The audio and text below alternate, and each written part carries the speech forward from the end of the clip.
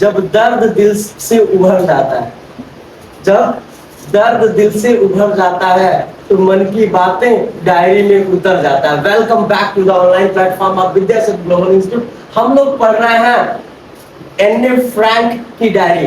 एने फ्रैंक ने सैटरडे 20 जून 1942 को अपने डायरी में क्या लिखा था, आइए पढ़ के इसे एक्सपोज करते हैं। यह सिलेबस है यूपी बोर्ड और सीबीएसई बोर्ड सिलेबस का, क्लास 10 का।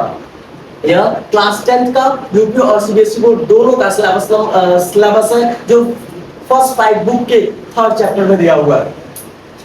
Dearest kitty,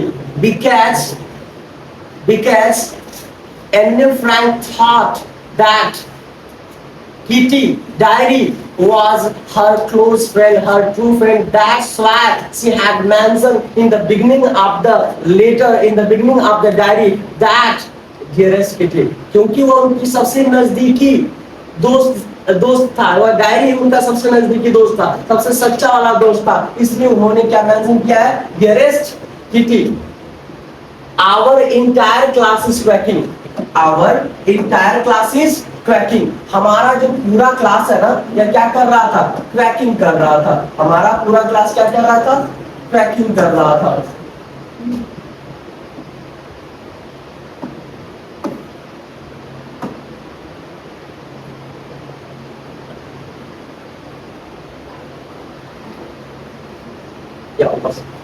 Our entire class is cracking. हमारा जो पूरा क्लास है ना, वो क्रैकिंग कर रहा था, आपस में बातें कर रहा था।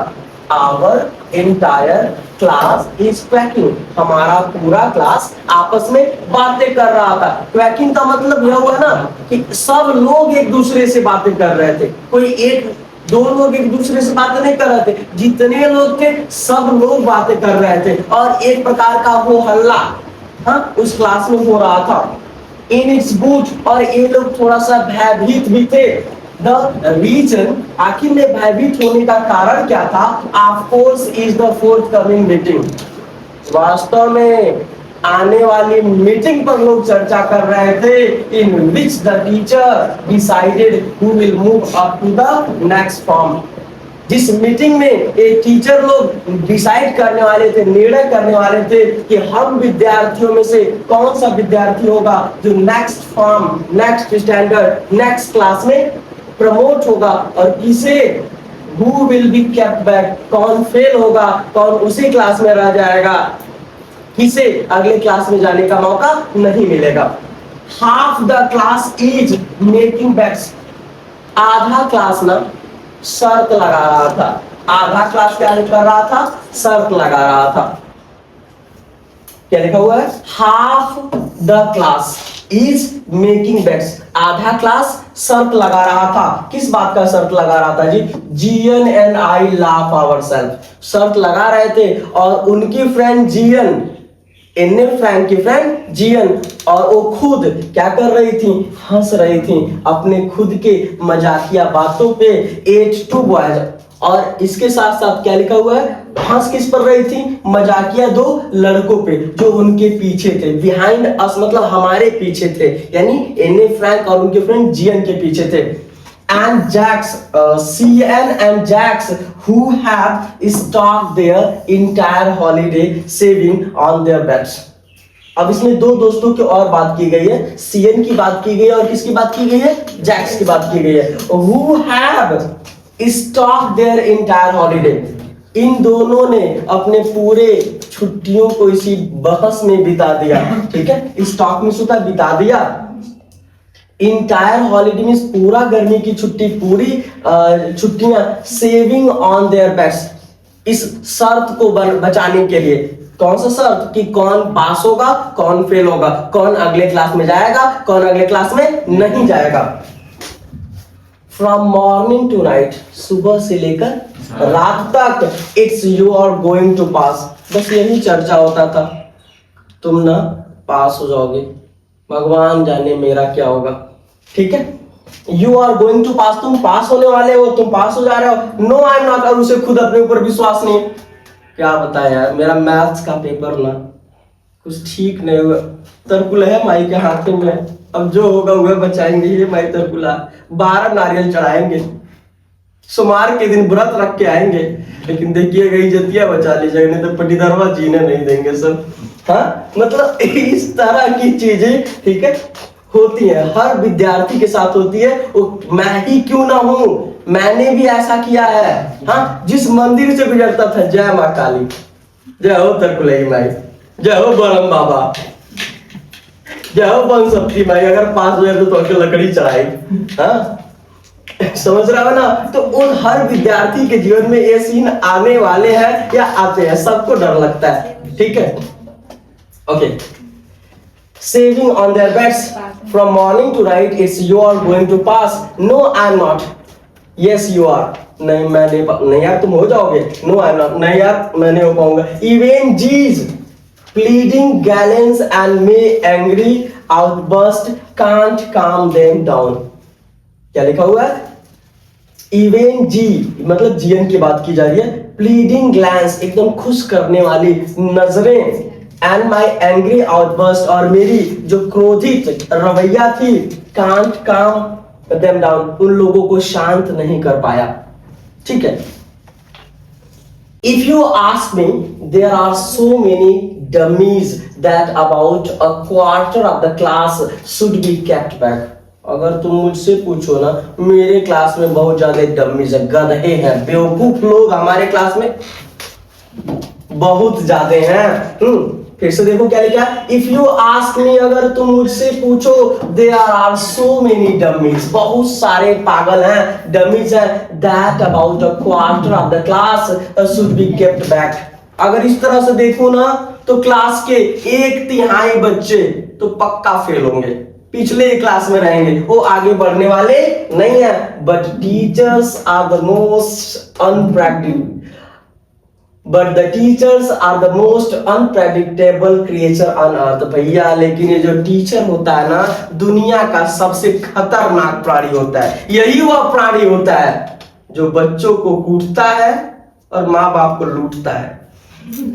खैर, हम ट्यूशन टीचर वाले तो 100 रुपया में, 150 रुपया में 30 दिन काम करते हैं, या खैर स्कूलों की बात की गई है, ठीक है। तो क्या लिखा हुआ है, but the teachers are the most unpredictable creature on the earth. क्योंकि ये जो टीचर होता है ना, दुनिया का सबसे अनप्रेडिक्टेबल, कब क्या कर सकता है कुछ नहीं पता होता। हम बच्चों के साथ ये टीचर बहुत खेलते हैं। हाँ, घर पे बीबी उनको कूटी है और आकर के बच्चों पे गुस्सा उतार देंगे, ज्यादातर होता है, ठीक है। ये जिस दिन उनका पढ़ाने का मन नहीं है, चलो टेस्ट, आज टेस्ट होगा, सरप्राइज टेस्ट है बच्चों, आज सरप्राइज टेस्ट है। हाँ, फिर थोड़ा सा शैतानी करते देखे, बात करते हुए देखे, चलो इस प्रश्न का जवाब दो। कब क्या कर सकते हैं कोई पता नहीं होता। इसीलिए शायद एने फ्रैंक ने लिखा हुआ है कि teachers are the most unpredictable. देखो, प्रेडिक्ट मीन्स होता है जिसके बारे में भविष्यवाणी की जा सके। प्रेडिक्ट मीन्स क्या होता है, जिसके बारे में भविष्यवाणी की जा सके। अनप्रेडिक्टेबल, जिसके बारे में कोई भविष्यवाणी नहीं कर सकती, कब क्या कर सकता है, कब किसको मार सकता है और कब किसको आशीर्वाद दे सकता है, कोई पता नहीं होता है। I am not so worried about my girlfriends. देखो, मैं ना अपने गर्लफ्रेंड वगैरह के बारे में चिंतित नहीं थी, मतलब मैं अपने फ्रेंड्स के बारे में, क्योंकि एने फ्रैंक एक लड़की थी। हाँ, तो अपने लड़की दोस्तों के बारे में कह रही हैं कि उनके बारे में मुझे चिंता नहीं था। ये तो मुझे पता था कि मेरी जो सखियां अच्छी हैं और पक्का पास हो जाएंगी, मुझे चिंता किस बात की थी। एंड माई सेल्फ, मेरे बारे में खुद की भी चिंता नहीं था। वेल मैक्स इट, हम लोग कर लेंगे, हम लोग पास हो जाएंगे। The only subject I am not sure about it's math. भैया, मैं बताऊं ना, एक ही सब्जेक्ट ऐसा था जिसमें मुझे डर लग रहा था। क्या हो रहा था, डर लग रहा था। ध्यान से देखो, द ओनली सब्जेक्ट, इकलौता विषय, I am not sure about it's, जिसके बारे में मैं निश्चित नहीं थी, ठीक है, वो क्या था, मैथ्स। सच में कहता हूं यार, मेरा भी सबसे वीक सब्जेक्ट मैथ्स ही था। कहीं ऐसा ना हो यार मैथ्स में फेल का एफ लग जाए तो फिर खैर। हाँ, most of the students are facing such a great problems, they have a kinds of phobia with the maths। बहुत सारे विद्यार्थियों का, ज्यादातर विद्यार्थियों की यह शिकायतें होती हैं कि सब कुछ तो ठीक है, मैथ्स की प्रॉब्लम है, ठीक है। ज्यादातर स्टूडेंट्स में मैथ्स की फोबिया होती है, यानी मैथ्स उन्हें क्या लगता है, डर लगता है। इवन मुझे लगता है कि अगर हम उसको समय दें, उस पर काम करें, तो मैथ्स सबसे इजी सब्जेक्ट होगा, ठीक है। Anyway all we can do is wait, जो भी हो, कर भी क्या कर सकते थे हम बच्चे कर भी क्या कर सकते थे, वेट, इंतजार इंतजार इंतजार, क्या कर सकते थे, इंतजार ही तो कर सकते थे ना। किसका जी, अपने इंतजार इंतजार इंतजार, किसका इंतजार, अपने रिजल्ट का, प्यार का नहीं, ठीक है। नेक्स्ट, until then तब we keep telling each other not to lose heart, और जब तक इंतजार कर रहे थे ना, तब तक एक दूसरे को सहारा दे रहे थे, दिल छोटा मत कर, पास हो जाएंगे पगले, दिल छोटा मत कर। क्या लिखा हुआ है, until then we keep telling each other, हम एक दूसरे को कहा करते थे, बताया करते थे, not to lose heart, दिल छोटा मत कर, भगवान तुम्हारे साथ है, जाके बस्तर कुल्हा माई को 12 नारियल चढ़ा देना, देखो एकदम टॉपर हो जाओगे। बच्चों, अगर यह मिथ बनी हुई है कि पूजा पाठ करने से आप अच्छा नंबर पाने वाले हैं, तो ऐसा बिल्कुल नहीं होने वाला है। आपका हार्ड वर्क काम करेगा, तभी माँ का आशीर्वाद काम करेगा।